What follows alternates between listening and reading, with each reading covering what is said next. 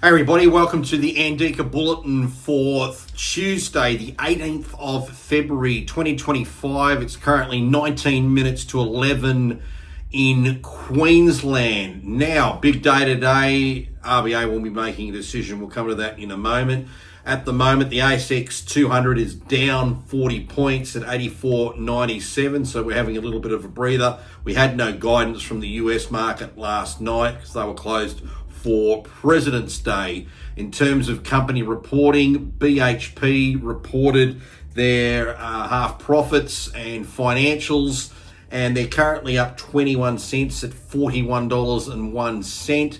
Basically, here's a quick summary of where they're at. Revenue was actually down 8%, still at an incredible 25.1 billion US dollars, but the profit, just through accounting and other things, actually went up to $4.4 billion.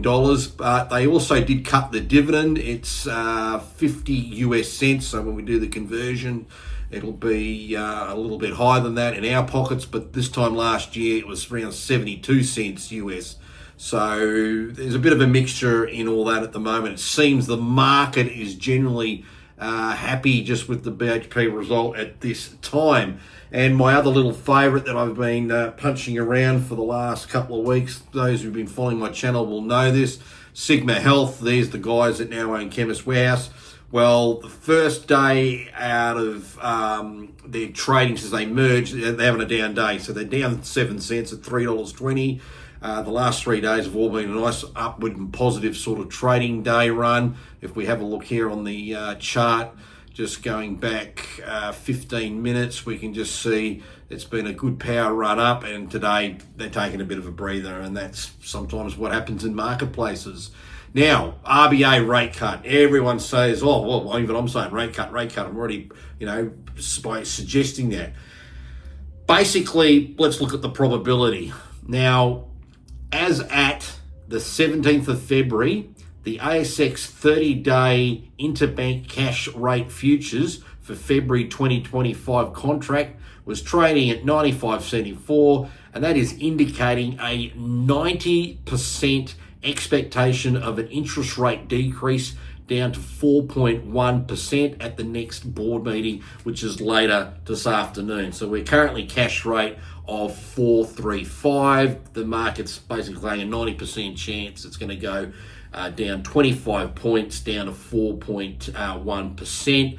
I think if they do that, then I reckon the board's going to have a bit of a hawkish statement to it. They're going to say, look, the data suggested we needed to cut this down here, and wink, wink, yeah, elbow, we knew you wanted it, so reluctantly we're giving it to you. But market, if we see anything of inflation, anything coming back, we reserve the right to shoot us straight back up. So if Labor's thinking this is going to be the bullet that's going to help them get re-elected, I don't think it's really going to matter, because I think the people in the real world here in Australia are going to say if there is a rate cut today, it's not because of anything government's done. Government doesn't do anything for you. Remember that. They just try to do stuff for you, and most times they wreck things for you. It'll be because people will say the rates have come down because of my hard work, what I've been doing at home, trying to manage the cost of living, because it's just been insane. That's where I think the people have come. So if Labor want to try and play off this, that it's some form of superior economic management, I don't think it's going to get anywhere, because I think everyone knows they've got no idea anyway. So that's on the cards for later today, and that's what the probabilities are suggesting. But there's always a possibility they might not. But I'm also thinking they will. Also thinking politically, next time they meet is in April, and by then that could be in the middle of the election campaign. And I don't think the RBA wants to present themselves with a decision either way, particularly if it was a decision possibly even to cut rates again, or even make the cut then, because then they'd be definitely hammered for being partisan on something. So I think by doing this, they're sort of saying it's done. Anything else happens beyond this, don't bring us into any election sort of stuff. Nothing to do with us. Nothing to do with us at all. Now, this is just really fascinating. This might be the biggest fraud in history. Now, this is to do with Social Security in the United States. This is just mind-boggling. So those who have been paying attention, President Trump has hired Musk to run DOGE, Department of Government Efficiency, and he's got all these really smart people who are working, going through virtually everything. The left over there is having a bloody conniption over it because, oh, we don't stop this, don't take that, we love these rorts. Well, these rorts are exactly what's going on here. So how's this? The data shows that nearly 21 million Americans are collecting Social Security benefits over the age of 100. Is there really 21 million Americans who are over 100? Probably not. Drilling down into the age brackets, benefits are still being paid out to folks over 140 years old. Come on.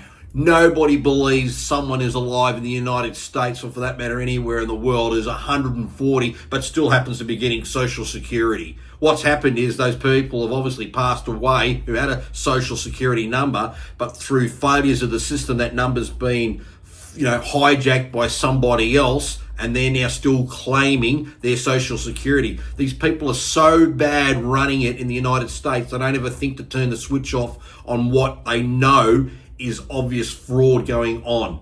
This is really quite mind-boggling. It really, really is. And then there's a listing here of the age count, and they've got it all to the people in the brackets in a 10-year spread.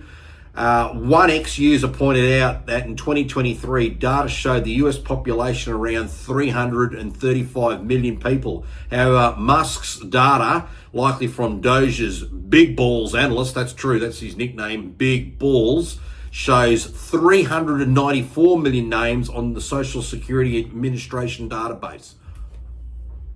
Okay, 335 is basically where the data of who censuses is, but we've got 394.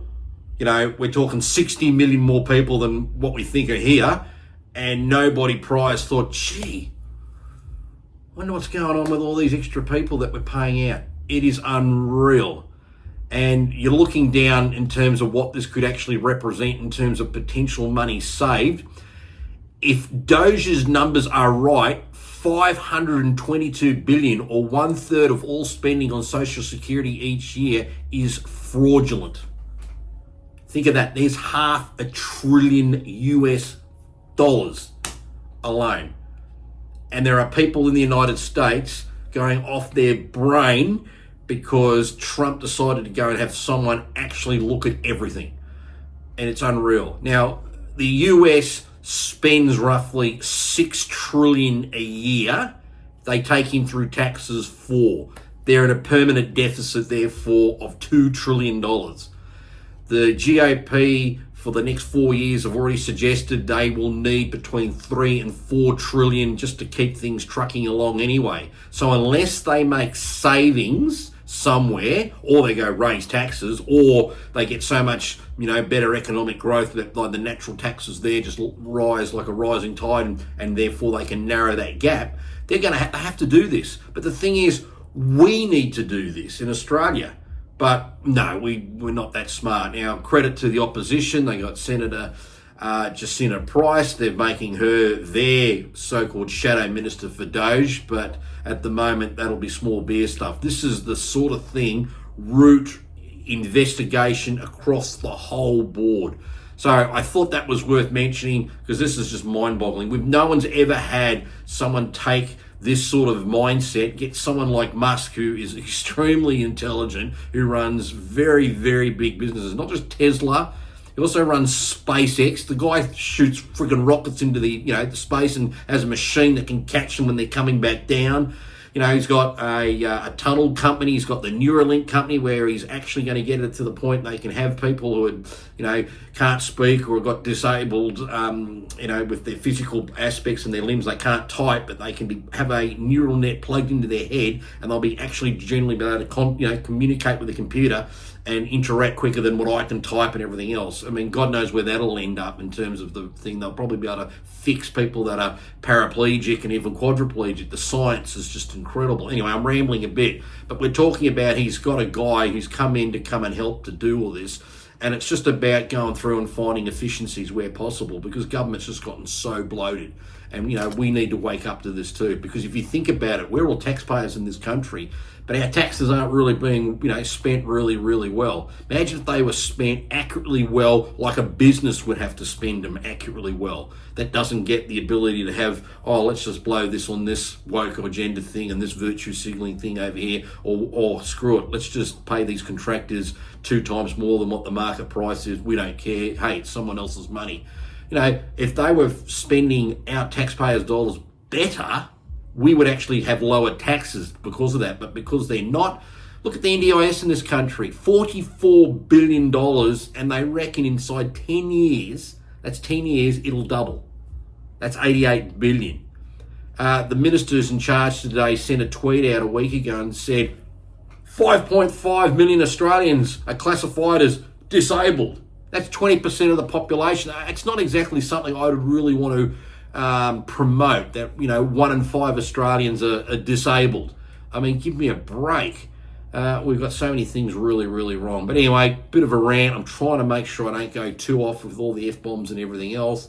Anyway, that's enough for today. RBA pretty much will cut rates, but we'll touch on this again tomorrow and what will happen. So until then, comment below, like the video, take it easy, and we'll talk to everybody tomorrow. See you later.